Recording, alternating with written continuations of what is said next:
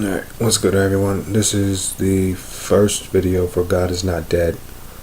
For this video I'll be going along with relational, priority, and challenge. Unfortunately, the copy of the book I acquired doesn't have page numbers, so I'm trying to find another copy as soon as possible. But just for this video I'm not going to have page numbers in the points. So for my relational portion, I wanted to address the concept stated by the author about how much effort it takes to affirm the incredible. It made me realize how much energy it takes to get someone to believe something. It could be as simple as trying to convince your coworkers or your boss that you were actually sick on a day you called out, or trying to convince a professor about the validity of your paper, or it can be as complex as convincing an entire species of organisms that they were created by a person who exists outside of the realm that no one's ever seen or actually talked to. I believe that as humans, anytime something can be doubted, we will, just because it's the easy way out. It takes equally as much energy to believe in something as it does to convince someone of something else. For the priority portion, I wanted to address an ideal stated by the author, for his name, Christopher Hitchens, right? Just want to get that out there first. Yes, Christopher Hitchens.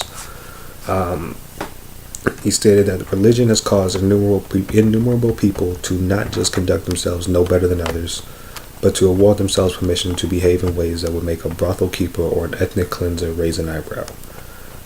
This was my priority portion. So the priority aspect comes from me agreeing with this statement. This is a dangerous ideal that exists in almost every corner of the world throughout almost every corner of history. Whether it be the Crusades back in not ancient, but past Europe, or Middle East today. Religion is a trigger point for violence, and I think the core of it is, as humans, if someone makes us doubt ourselves or our livelihoods, it's considered an assault, like an attack against that person, and violence is the most natural reaction we have.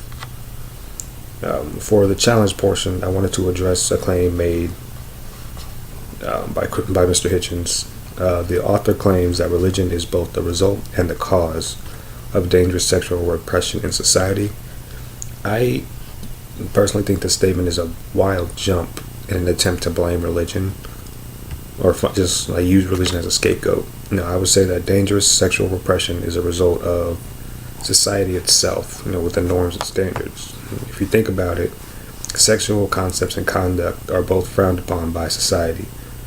Having sexual thoughts is considered uncouth, even though everyone has them. Showing sexual feelings or interests is considered depraved or uncultured, even though everyone has them. I'm not saying complete religion is completely free from causing some incidents with this regard, but to blame the entire thing on religion is just, it's too much.